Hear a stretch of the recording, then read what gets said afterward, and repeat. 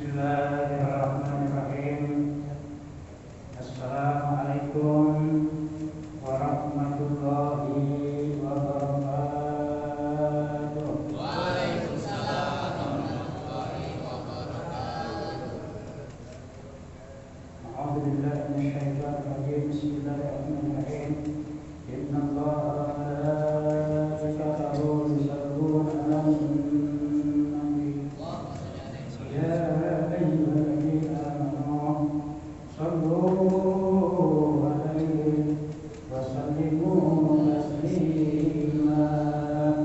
Allahumma shalli wa sallim wa barik 'alaihi.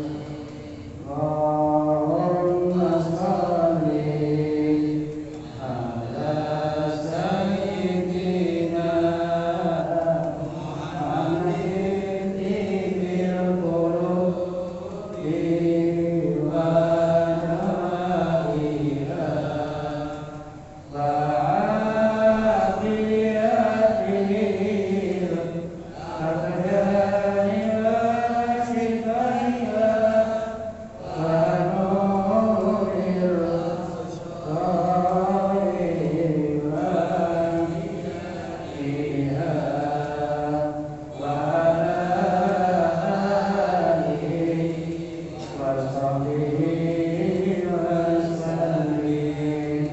Allahumma shalli ala sayyidina Muhammadin tibbil qulubi wa nawaiha wa afiyatihil abdani wa shifaiha wa nuril absari wa anbiya'iha wa ala alihi wa sahbihi wa sallim.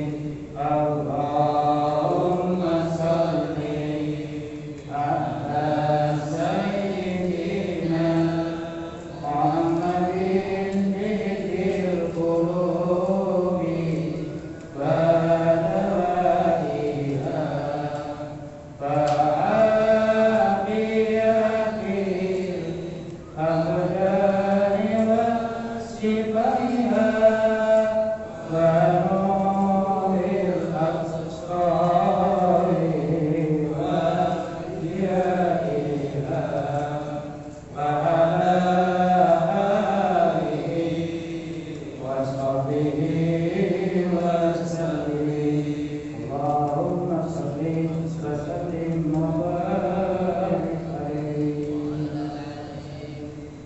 A'udzubillahi minasyaitonir rajim. Bismillahirrahmanirrahim. Biridza syafa'atillah wa bikaramatillah summa ilahatina min salat sayyidina Rasulullah sallallahu alaihi wasallam wa ala alihi wa sahbihi wa dzurriyyatihi wa alihi wa karamatihi bisan sultan muslim dan wa nafa'ana wal muslimin bi yawmil qiyamah wa bi karamatihi summa lisan qawlil muslimin wal muslimat wal mu'minin wal mu'minat al-ahya'i minhum wal amwat bi asmaiha min masyaariqil ardi ila maqtatiha wa bi amriha khususun ajatuhum ya dalam maqam kami karamati sayyidina al-Fatihah. A'udzu billahi minasy syaithanir rajim. Bismillahirrahmanirrahim. Alhamdulillahi rabbil alamin. Ar-Rahmanir Rahim. Maliki yaumiddin. Iyyaka na'budu wa iyyaka nasta'in. Ihdinas siratal mustaqim. Siratal ladzina an'amta 'alaihim ghairil maghdubi 'alaihim waladdallin. Amin amin ya rabbal alamin. Bismillahirrahmanirrahim. Alhamdulillahirabbil alamin. Wassalatu wassalamu ala asyrofil anbiya wal mursalin sayyidina wa syafi'ina wa maulana Muhammad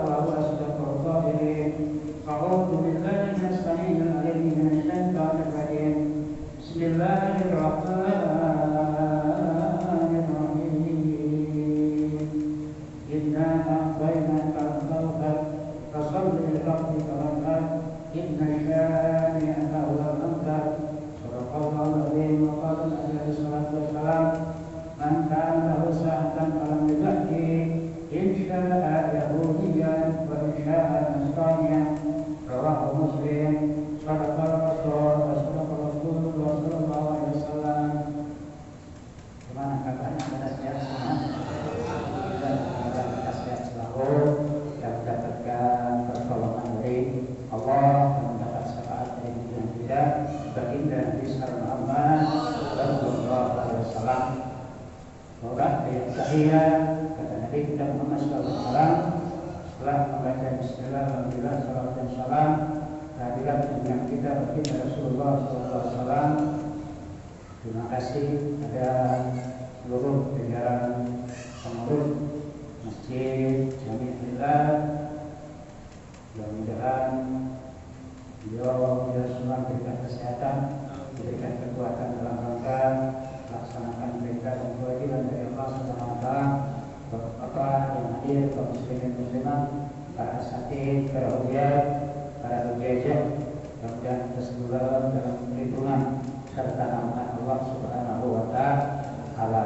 Jadi yang berbahagia, tidak terasa waktu demi waktu sudah tibalah saatnya sekarang saudara-saudara kita yang sudah sampai di kota Madinah, kota pertama dalam rangka menaikkan kewajiban rukun Islam yang kelima, yaitu menaikkan ibadah haji.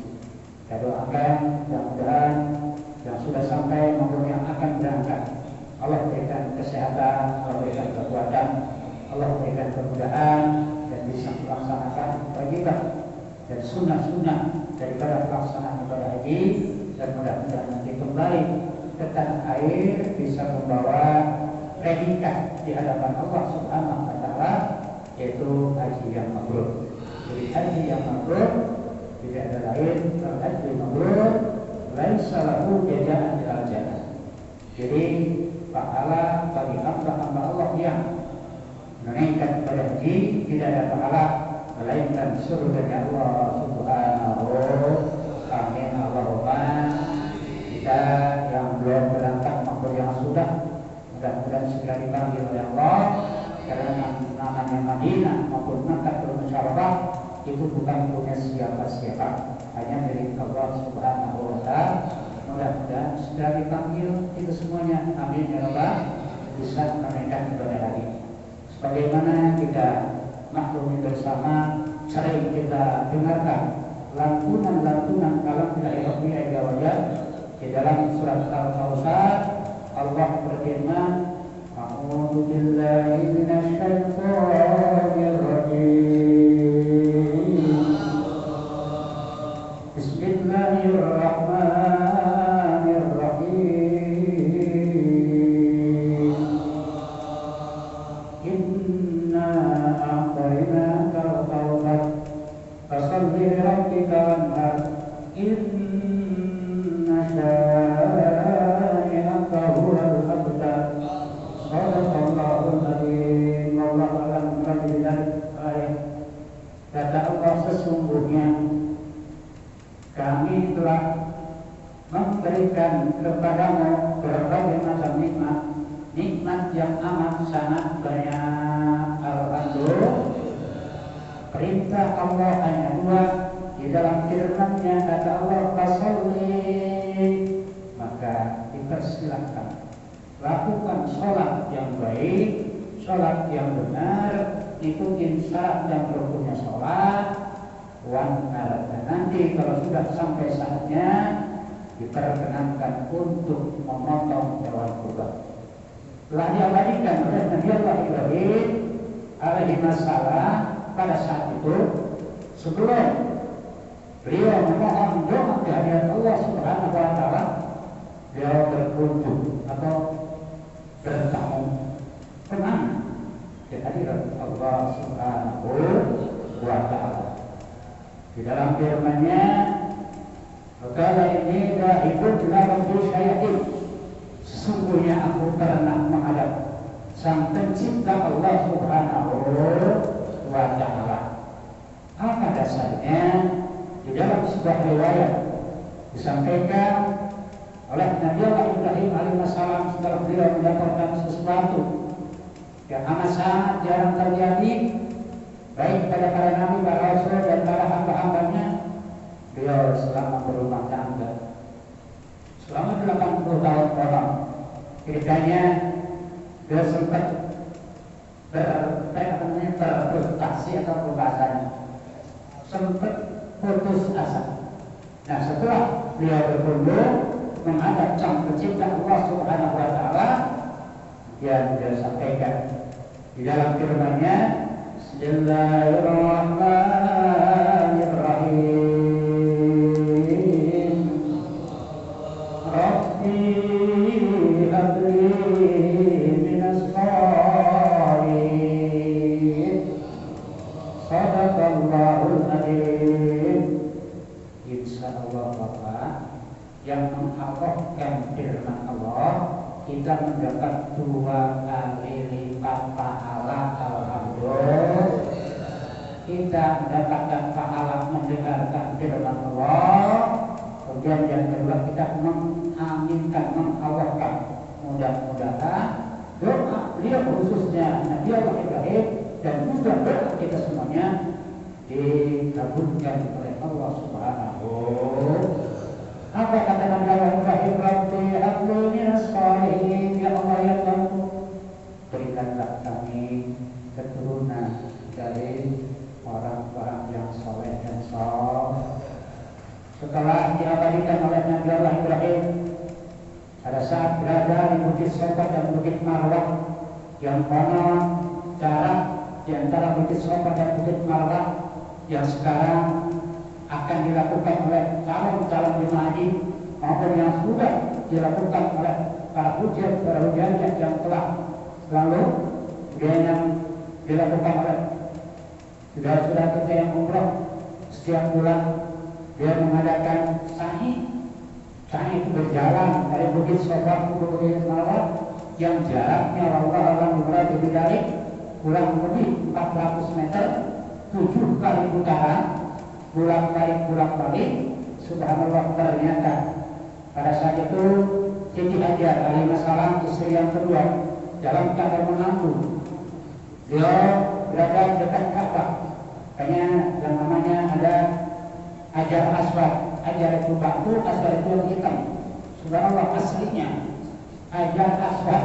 Hajar itu batu, Aswad itu hitam. Warnanya ada rasa itu dengan izin Allah Subhanahu wa taala. Pada saat lalu lalang dari Sofa ke Marwah, dari Marwah ke Marwah, dari Marwah ke Sofa, begitu nengok ke Hajar, ke arah kiblat Baitullah, Baitullah, di situ ternyata dengan izin Allah Subhanahu wa taala, singkat cerita ya, karena kalau diceritakan sangat panjang, Siti Hajar melahirkan putra yang beliau idam-idamkan, yang beliau inginkan. Atas dasar permohonan beliau kepada Allah, ternyata dikabulkan oleh Allah Subhanahu wa taala, yaitu melahirkan seorang putra yang amat sangat ganteng dan amat sangat istimewa, yaitu Nabi Allah Ismail alaihissalam. Nabi Allah Ismail alaihissalam pada saat itu, karena tidak ada air, karena daerah padang pasir, daerah pegunungan, daerah Palestina enggak ada yang enggak. Walaupun banyak orang saudara-saudara yang berasal dari mana luar kota Saudi Arabia, pada saat itu orang-orang pedagang berlalu lalang pas nengok ke arah Ka'bah Baitullah, ternyata keluarlah air Zam-Zam. Kalau dikumpulkan sama siapa, sama Siti Hajar beserta putra yang tercinta pada saat itu, makanya dinamakan air Zam-Zam. Itu ditampung, dikumpulin dengan pasir.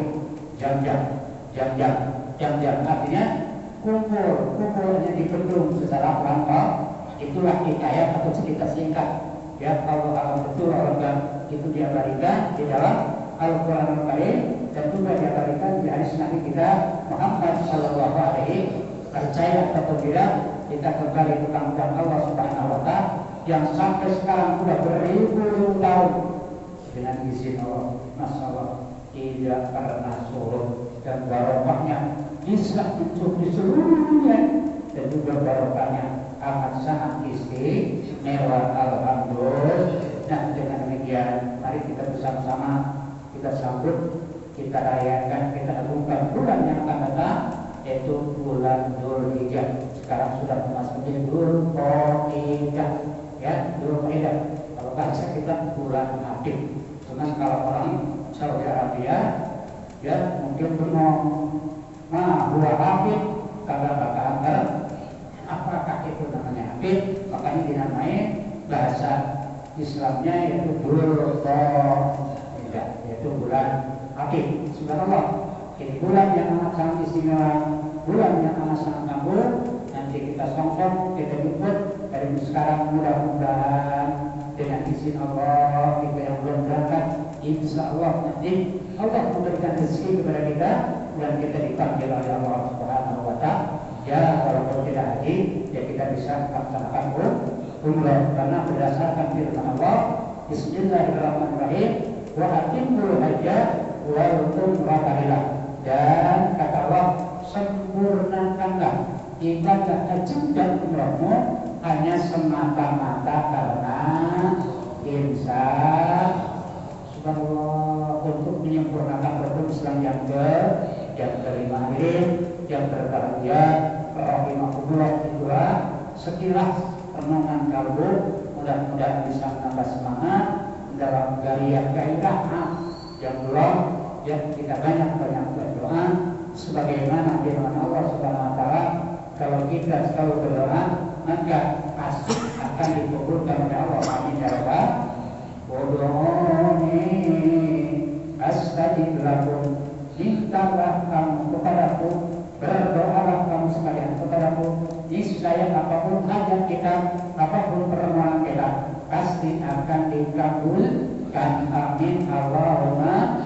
Kita terserah nanti cepat ataupun lambatnya, kita kembalikan kepada Allah Subhanahu wa Ta'ala. Berdasarkan apa hadis Nabi kita Muhammad SAW, manjada wajada, barang siapa orang yang apabila bersungguh-sungguh dalam segi apapun pasti akan berhasil insyaallah.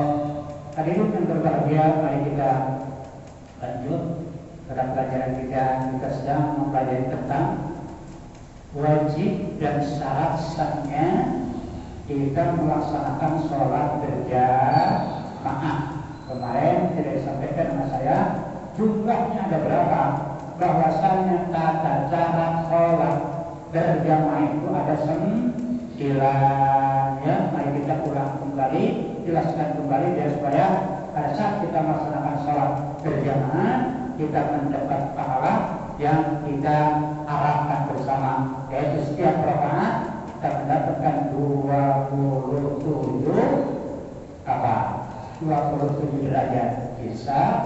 Namun kalau kita memenuhi syarat sahnya, nah kemarin disampaikan kata Kimusoni ya, masalah sholat berjamaah itu hukumnya fardu kifayah, wajibu alaihi iqamatuha bima fi nasi. Jadi diwajibkan kepada seluruh hambanya mendirikan sholat di dalam tempat yang terbuka bagi seluruh umat manusia. Nah kemudian yang pertama wajibu ala tadi, yang pertama bahwasanya syarat sah wajib menunaikan sholat berjamaah ayat bi'al-mu'um awal bi'al jama'ata awal ibtida'a. Nah yang pertama, seseorang hamba yang ikut berjamaah sholat, baik imam maupun makmum, harus membaca niat berjamaah.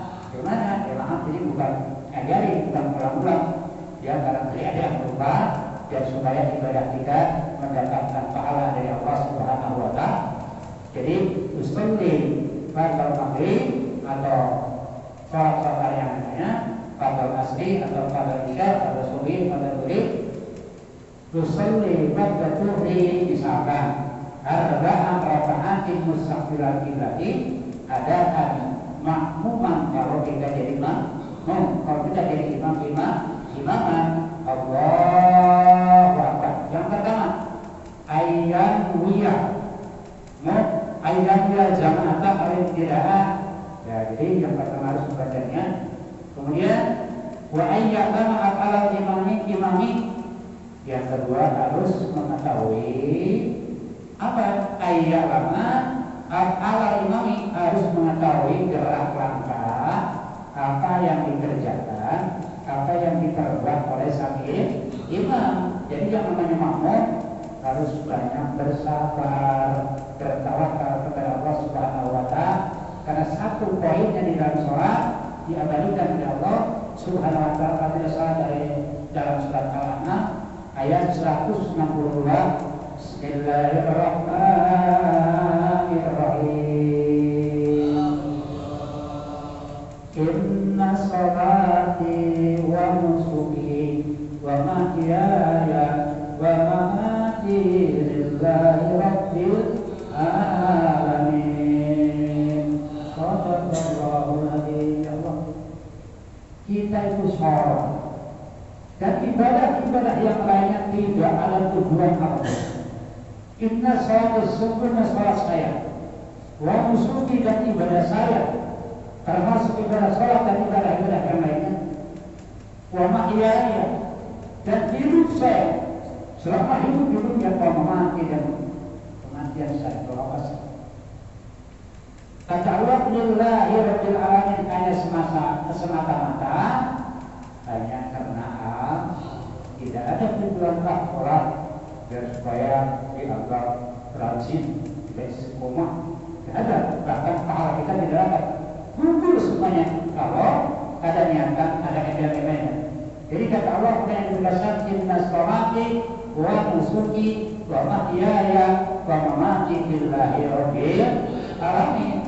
Sholat saya, ibadah saya, hidup saya, mati saya hanya semata-mata karena makanya pertama harus membaca niat, yang kedua kata musannif harus mengetahui apa yang dilakukan oleh sang imam. Kalau imam belum mengangkat kedua tangan, kita jangan mendahului, tunggu dulu apa sang imam. Nanti kalau imam sudah melakukan akbar, baru kita sholli fardhan maghribi salasa raka'atin mustaqbilan qiblatin ada makmuman lillahi ta'ala Allahu akbar. Pada saat imam telah melaksanakan niat, kemudian sang imam membaca doa akhir kita. Nah, kita membacanya sampai takbir. Itu tata tertib dalam tata cara sholat berjamaah. Yang kedua harus mengetahui gerak langkah sang imam. Makanya tolong sahabat, jangan sekali-kali mendahului sang imam. Bukan berjamaah namanya sholat sendiri-sendiri. Berarti kita gagal sholat berjamaah kita. Karena apa? Karena dasarnya mendahului sang imam.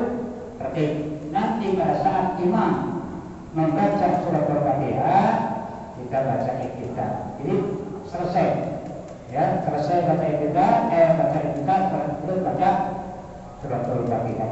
Karena itu merupakan salah satu rukun daripada sholat. Ini syaratnya, rukunnya lain, syaratnya juga lain. Nah, kita mohon maaf, Al-Fatihah bukan sekadar tulis, tapi untuk mengapa? Biar supaya sholat kita, subhanallah, karena as-sholatu imaduddin, wa man aqamaha faqad aqamaddin, wa man tarakaha faqad hadamaddin. Kata Nabi, sholat itu adalah tiangnya agama. Barang siapa orang yang mendirikan sholat dengan benar dan baik, melengkapi dengan syarat dan rukunnya sholat, maka sama halnya orang tersebut telah mendirikan agama. Amin Allahumma. Maka sebaliknya, kalau sembarangan sholat asal-asalan, berjamaah, tapi selalu mendahului kita, itu bukan berjamaah. Subhanallah, jangan sampai ibadah kita sia-sia. Pantaslah kata Nabi, man amila bila ilmin ma'ruf, karena siapa orang yang beribadah tanpa sadar ilmunya, maka akan sia-sia. Alhamdulillah, alhamdulillah. Dan capek-capek kita berangkat dari kediaman kita masing-masing, lari-lari karena kita ingin mengambil pahala berjamaah.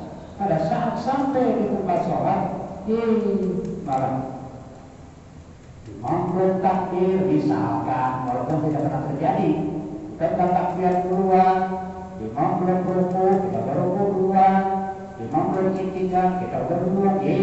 Bukan juga berjamaah, itu mah ya salah sendiri. Nah, biar supaya kita mendapatkan pahala berjamaah, maka yuk kita belajar sabar. Tadi itu tadi sakilah firman Allah Subhanahu wa taala surat Al-An'am ayat 172, ayat 162. Ya, firman Allah inna sholati. Kalau kita sudah mantap, sudah lurus, sudah lempeng itu, mudah-mudahan berkenan akan ada pertolongan Allah Subhanahu wa Ta'ala. Nah, kemudian yang ketiga wa ayyuka bi'antabiha. Yang nomor ketiga harus mengikuti apa yang dilakukan oleh sang imam. Ini biar supaya mantap ya, kayak dibalik kita diulang lagi. Apa kan? Biar supaya kita tahu nanti amalkan kepada keluarga kita, walaupun sholat berjamaah dengan keluarga kita dan istri dan putra maupun putri kita, insya Allah kita akan mendapat pahala berjamaah 27 kali di subhanallah alhamdulillah. Yang ketiga, wa ayyuka bi'ummiha, harus mengikuti jalan langkah sama. Kemudian yang keempat, wa ayyuka ma'hu bimakanin wahidin. Yang nomor keempat, harus berkumpul kalau kita sholat berjamaah ma'hu beserta sang imam bimakanin wahidin, di dalam tempat yang satu, di dalam satu tempat, bukan tempat imamnya di sini, ya. Saya sholatnya di rumah sendiri, saya bukan berjamaah. Jadi di berjamaah itu di tempat yang sudah disiapkan, apalagi di masjid. Namun kalau seandainya itu darurat, monggo silakan kita lakukan di berjamaah masjid-masjid atau namanya kita sibuk di perjalanan atau dimanapun, dan selalu diupayakan dengan sholat berjamaah walaupun dengan siapa. Insya Allah jangan sampai terlewati waktu sholat yang lima waktu. Tadi kita mengambil ukuran as-salatu lima budi, koman akomaha fakat akomadi, koman tarokaha fakat alamari, termasuk berjamaah. Mudah-mudahan kita upayakan kita mendapatkan pahala berjamaah, insya Allah. Amin ya Rabbal. Kemudian yang selanjutnya nomor baik bahwa yang taqaddama alaihi, yang nomor kelima, jangan mendahului. Berarti kalau mendahului mah bukan berjamaah. Wa Allah di sini lahnya lah Nabi. Wa Allah di mana masdar, di mana nasab. Wa Allah ya taqaddama, dan jangan sekali-kali ya taqaddama mendahului alaihi salam imam di dalam sholat. Itu yang nomor kelima. Jangan mendahului, tunggu, sabar. Kalau imam belum bergerak, minimal bersamaan, syukur-syukur. Kalau imam sudah, baru kita ikuti. Jangan sama-sama, jangan. Minimal ada lebih. Kemudian selanjutnya, wa alla yataqaddam alaihi bil af'ali taqdiman fahisan. Nah, selanjutnya yang nomor 6 atau yang nomor berapa ya? Tolong dihitungin. Satu salah. Wa alla yataqaddam alaihi bil af'ali taqdiman fahisan.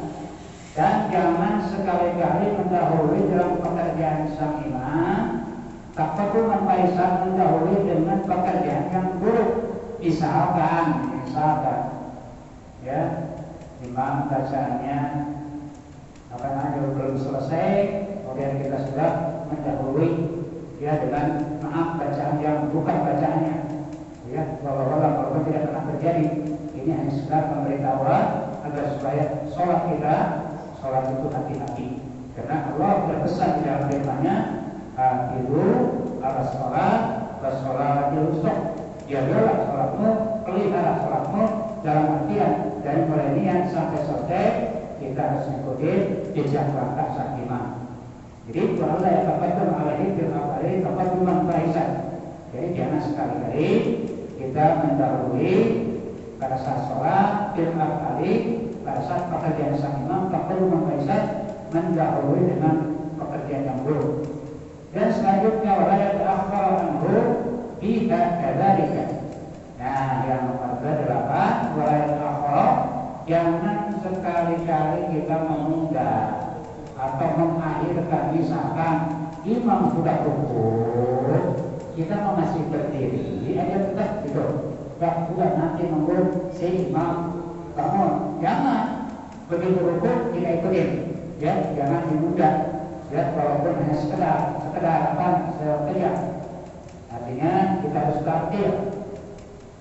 Jangan mendahului pada saat kita menjalankan sholat bil af'ali di dalam pekerjaan sang imam taqaddum fahisan, di dalam mendahului yang buruk, pekerjaan atau bahasa yang buruk.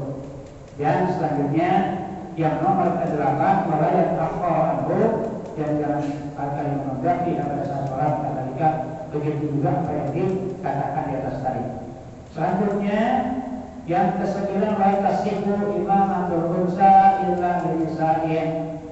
Tidak sah seseorang berjamaah kaum laki-laki ya imamnya seorang perempuan illa dinisa kecuali imamnya perempuan makmumnya juga sama-sama perempuan itu boleh. Di sini kata Musami wala tasihu imamatul unsa illa dinisa dan tidak sah atau tidak boleh seorang imamnya seseorang wanita illa dinisa kecuali harus wanita juga. Jadi yang boleh jadi imam laki-laki dengan laki-laki, perempuan dengan laki-laki, kemudian maaf bencong warnanya unsa yaitu bencong dengan laki-laki, kemudian wanita dengan wanita. Yang boleh itu yang boleh jadi imam atau yang boleh sholat berjamaah. Dan lagi yang boleh berjamaah laki-laki dengan laki-laki, laki-laki dengan perempuan, perempuan dengan laki-laki, kemudian bencong dengan laki. Itu yang boleh. Yang tidak boleh perempuan laki-laki dengan perempuan, kemudian perempuan dengan perempuan dengan laki-laki. Baik satu yang boleh terjadi itu laki-laki dengan laki-laki, dua laki-laki dengan perempuan, tiga orang banci dengan laki-laki, empat perempuan dengan perempuan. Itu yang boleh. Makanya satu salah mohon bila sebut saya itu yang boleh. Satu laki-laki dengan laki-laki, dua laki-laki dengan perempuan, perempuan dengan laki-laki, tiga banci terhadap laki-laki, empat wanita dengan wanita. Itu yang boleh. Yang tidak boleh seorang laki-laki dengan perempuan, seorang laki-laki dengan wandu atau wanci, kemudian seorang perempuan dengan kita dengan si. Dan selanjutnya itu yang wajib bagi orang-orang yang berjamaah yang perkara laki-laki harus dengan laki-laki, dua laki-laki perempuan dengan laki-laki, ketiga banci dengan laki-laki, keempat wanita atau wanita dengan wanita. Itu yang boleh. Yang tidak boleh dan sebaliknya nanti di rumah yang paling kita turun dan ditanyain sama guru kita yang lain atau salah. Dan jadi kata Musani wala yasihu imam ataupun satu lain nisai. Dan juga ada tambahannya juga wala imam atau kafir wala man la yumayyizu wala may yubaddilu harfan min al-fatihah min al-fatihah maaf di harfin akhar. Nah, kalau ada tambahannya di sini ditambahin misalnya tidak sah juga, mohon maaf walaupun mungkin tidak akan pernah terjadi ya, walaupun tidak akan pernah terjadi seorang imam yang bukan orang ya, karena ini maaf yang namanya kewajiban harus disampaikan. Jadi kalau berjamaah harus hati-hati. Jadi orang di luar Islam tidak boleh dijadikan imam walaupun itu tidak akan pernah terjadi. Kemudian juga wala qaula yumayyizu tidak sah seorang berjamaah atau berimam pada orang yang belum paham, orang yang belum memahami, orang yang belum tahu tata cara menjadi imam atau menjadi imam, orang yang belum main, artinya belum mengerti tentang tata cara sholat berjamaah. Tadi kan sudah disampaikan ada 9. Jadi wala yumayyiza wala mayyubat duluhan dan juga tidak boleh berimam kepada seseorang imam yang bukan menggantikan satu huruf maupun satu huruf minal Fatihah dari bacaan Fatihah. Maksudnya ini misalkan dirubah, dihilangin satu huruf, jangan satu kalimat, jangan. Kalau kalimat kan beberapa huruf, ini satu kalimat saja tidak boleh ditukar-tukar atau tidak boleh diganti dengan huruf yang Baik, misalkan beberapa orang mengatakan Bismillahirrahmanirrahim, Alhamdulillahirabbil alamin. Misalkan diganti Alhamdulillahil maliki yaumiddin, tidak mungkin begitu ini. Berarti kan telah mencederai, merusak tatanan bacaan. Di dalam tajwid diterangkan oleh Muslim, jangan sekali-kali merubah ayat-ayat Allah Subhanahu wa taala yang sudah jelas dikatakan Al-Quran itu tidak boleh dikurangi, apalagi dilebih, harus apa adanya berdasarkan firman Allah Subhanahu wa taala, harus ikutin. Nah, baik di luar sholat apalagi di dalam sholat. Bagaimana yang paling hebat, yang paling utama, yang paling sempurna? Kata Ibnu Muslim, wal afdalu ayyakuna imamu faqihan aliman bi ahkamis sholati. Yang lebih utama, yang namanya berjamaah, yang harus dijadikan imam oleh kita, ayyakuna imama, hendaknya mereka itu sa'imah harus dalam keadaan faqihan, yang memahami tentang ilmu fikih. Ingat hati-hati ini. Jadi dasarnya wal afdalu ayyakuna imaman faqihan aliman bi ahkami sholati, harus mengetahui, harus sudah memahami dengan berbagai macam hukum di dalam pelaksanaan sholat. Itu gimana Pak bisa nyambung kira-kira? Ini mohon maaf untuk bahan-bahan, karena sholat kita itu merupakan salah satu panduan utama, ya. As-sholatu lima wujud, waman aqamaha faqad aqamati, waman tarakaha faqad adami. Sholat itu adalah tiangnya agama. Barang siapa orang yang tidak sholat dengan baik dan benar, melengkapi dengan syarat hukumnya sholat, kalau sudah berusaha, ya udah, kemampuan kita akan sangat terbatas. Yang penting kita mau belajar, kita mau ngaji, agar supaya sholat kita bisa mendapatkan pahala yang amat sangat. Amin ya Rabbal. Jadi yang paling utama yang dijadikan imam itu wal afdalu ayyakuna imamu faqihan aliman bi ahkami sholat. Yang paling utama adanya seorang imam itu mengerti tentang ilmu fikih dan juga hukum-hukum daripada hukum sholat. Nah, kemudian juga tambahannya wal jama'atu wa iyyakuna min iyahina idza kiran nasa biwasifat. Subhanallah, ini yang seorang muslim amat sangat apik banget memberikan suri teladan bahwasanya berjamaah itu tidak boleh sembarangan. Ini dasarnya Pak. Jadi Bapak kalau ditanya apa benar wal jamaah dan ada kata sholat berjamaah wa ayyakuna, dan tidaknya mereka berada ianya orang yang pilihan. Tidak boleh sembarangan, walaupun anak ya baru mengerti, sudah tahu, tapi anaknya fasik, parkir, memenuhi syarat dan berpunya sholat, silakan jadikan. Walaupun sudah sepuh, misalnya. Kalau belum memenuhi, mohon belakang aja.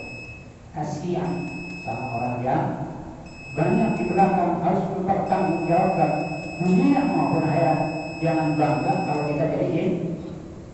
Ya silahkan kalau kita tahu tata cara syarat hukumnya, silahkan monggo. Yang masih muda, yang masih sehat, yang suaranya hebat, ya. Ya, kalau kayak saya ini kan subhanallah makin kemarin kemampuannya sudah makin kurang, sudah mohon maklum, bukan saya mau jadi imam, ya subhanallah. Kalau tidak punya syarat khawatir, saya harus mempertanggungjawabkan saudara-saudara kami yang ada di belakang, ya, karena tadi jamaah rahmat itu jangan sampai berjamaah ini menjadi hasil alhamdulillah ini. Justru berjamaah kita ingin mendapat kasih sayang dari Allah Subhanahu wa taala.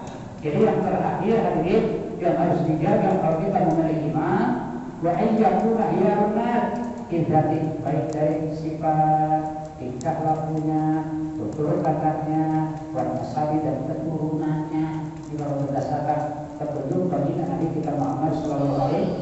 Dan sifatnya bagaimana? Jangan ropat, jangan pasek, tahu ropat. ngomongnya suka belakang tahu hati-hati. Pas sumpah saya kadang benar kadang enggak. Nah betul ini maaf ini karena tadi kulhak kalau memang kurang walaupun ini kata-kata baik saya harus sampaikan. Nanti kalau tidak disampaikan saya yang dapat teguran dari siapa dari Allah Subhanahu wa taala. Alhamdulillah subhanallah ya. Berkenan ataupun tidaknya kembali lagi ke pangkuan Allah Subhanahu wa taala. Dan namanya kita berikhtiar atau berusaha. Kalau sudah berusaha kan sudah melaksanakan kewajiban kita. Kita kan tidak punya kemampuan apa-apa. Yang terpenting kita berupaya berusaha semaksimal mungkin melakukan yang terbaik untuk melaksanakan ibadah kepada Allah Subhanahu wa taala. Hadirin yang berbahagia, selesailah sudah pelajaran tentang syarat sah dan kewajiban tata cara sholat berjamaah. Agar supaya kita mendapatkan apa yang disampaikan oleh hadis Nabi Muhammad, kalau jamaah aturoh matur walaupun ataupun berjamaah itu merupakan satu rahmat dan juga dampaknya amat sangat banyak. Satu kali berjamaah kita bisa berusaha bisa bersilaturahmi. Yang pertama akan dipanjangkan umur kita oleh Allah, amin ya Allah, berkat silaturahmi insan. Yang kedua Allah akan berikan rezeki yang banyak yang mudah untuk bukan kepada Allah. Dasarnya kita sering berjamaah. Makanya berjamaah itu amat sangat wajib dan amat sangat penting bagi kita selama kita diberikan kemampuan Allah Subhanahu wa taala. Kecuali kalau nanti kita sudah mulai menurun ya, saking lagi dengan sholat asar sama sholat subuh, mohon maaf walaupun sambil merangkang, tapi yang namanya nafas Pak, kalau kita merangkang, kalau kita cepat-cepat keburu desak amat gimana di perjalanan, itu juga kita harus makhluk. Makanya sangat bersyukur bahwa yang berkenan diberikan kesehatan Allah. Yang mari kita jangan skep itu sholat berjamaah, nanti baru berasa kalau maaf usia seperti saya. Berarti saya masih muda Pak, umur saya baru 27 tahun, misalnya ini masih banyak. Tadi Pak, fisik saya ini sudah banyak yang berubah ya, termasuk usia itu. Mudah-mudahan kita diberikan petunjuk bimbingan dari Allah Subhanahu wa taala. Dan yang disampaikan fakir, khususnya bagi kita fakir dan umumnya para jemaah, memberikan manfaat. Al-Fatihah.